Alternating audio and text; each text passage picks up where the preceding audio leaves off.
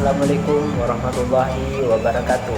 Perkenalkan, nama saya Muhammad Fahril, mahasiswa dari Universitas Al-Azhar Indonesia dengan nomor induk mahasiswa 0603520018. Nah, pada kesempatan kali ini saya akan menjelaskan poin-poin yang telah saya lampirkan di awal tadi, yaitu mengenai emosi marah. Marah tentu kita telah tahu, siapapun kita, baik pelajar, mahasiswa, karyawan, dosen, pengusaha, dan lainnya tentu pernah mengalami rasa marah.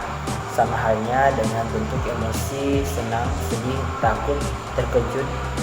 Tentu semua orang dapat mengenali dengan mudah kondisi fisik dan ekspresi ketika sedang marah. Marah sendiri merupakan emosi yang universal, meskipun kita memiliki keunikan masing-masing dalam mengungkapkan marah. Marah merupakan bagian mekanisme pertahanan diri dari manusia. Ketika kita mengalami ancaman, marah berfungsi sebagai energi untuk menyerang. Namun demikian, jika marah kadang juga sebagai perlawanan untuk menghindar. Nah, sebenarnya emosi memiliki fungsi penting untuk manusia. Rasa takut mempersiapkan kita untuk menghindari bahaya, sedangkan rasa marah mengarahkan kita untuk melawan hal yang mengancam diri. Ekspresi emosi menolong kita untuk mengkomunikasikan kebutuhan kita kepada orang lain dan membantu kita untuk dapat memahami kebutuhan orang lain, serta emosi mengarahkan kita pada suatu tindakan tertentu.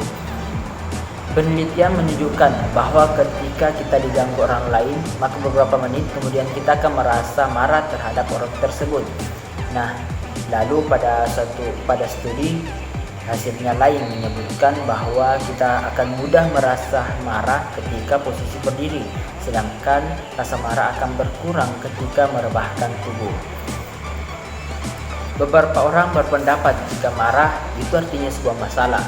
Namun, sebagian orang lainnya beranggapan bahwa selama kita dapat mengkomunikasikan marah dengan baik, itu bukanlah suatu masalah.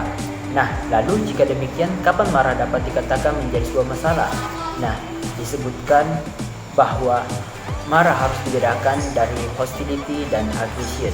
Hostility merupakan suatu tindakan sinis, tidak percaya dan cenderung paranoid. Sedangkan aggression merupakan tipe perilaku yang ditandai dengan intensi melukai dan membahayakan orang lain.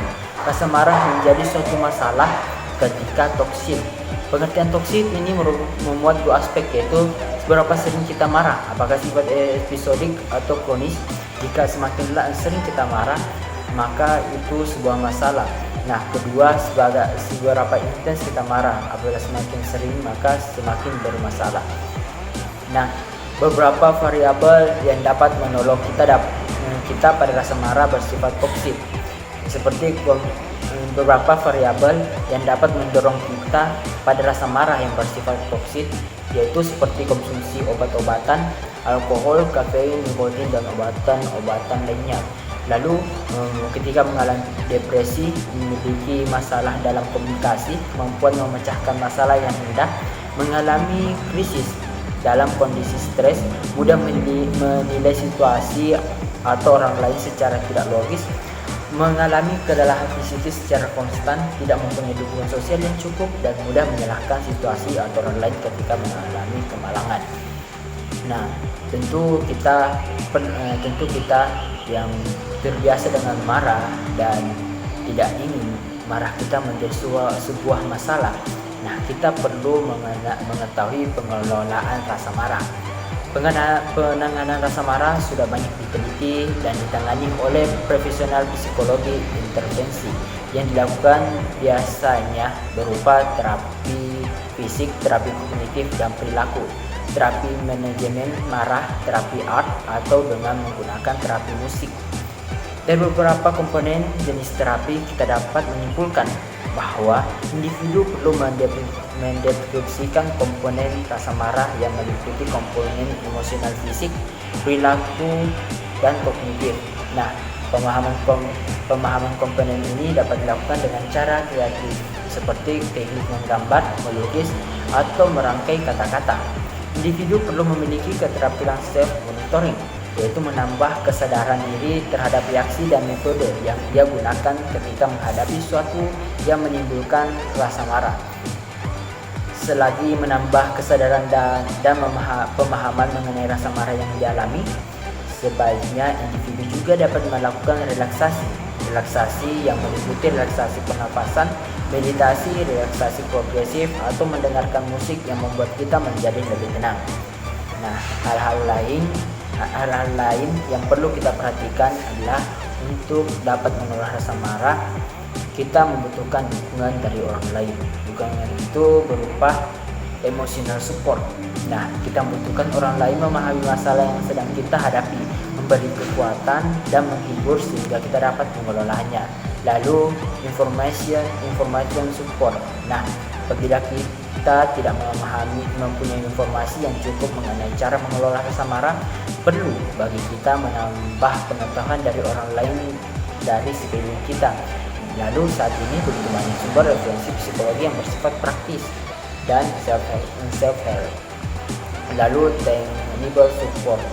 Kadang-kala kita membutuhkan pertolongan dalam bentuk intervensi dari orang lain. Misalnya seorang ibu ketika sangat marah kepada anaknya yang masih berusia 5 tahun. Karena sangat kesal, kemudian ibu tersebut memukul dan menyeret anaknya. Seseorang tetangga yang mengetahui kejadian itu lalu menggendong dan membawa pergi anaknya menjauh dari ibunya yang sedang dalam kondisi marah dan tidak terkontrol. Nah, lalu appraisal support. Kita juga membutuhkan orang lain yang bersedia menyampaikan feedback dengan jujur mengenai rasa marah kita. Nah, mungkin itu saja yang perlu saya sampaikan dan itu saja yang perlu kita lakukan untuk penanganan marah dalam diri kita. Semoga bermanfaat. Akhirul kalam. Wassalamualaikum warahmatullahi wabarakatuh.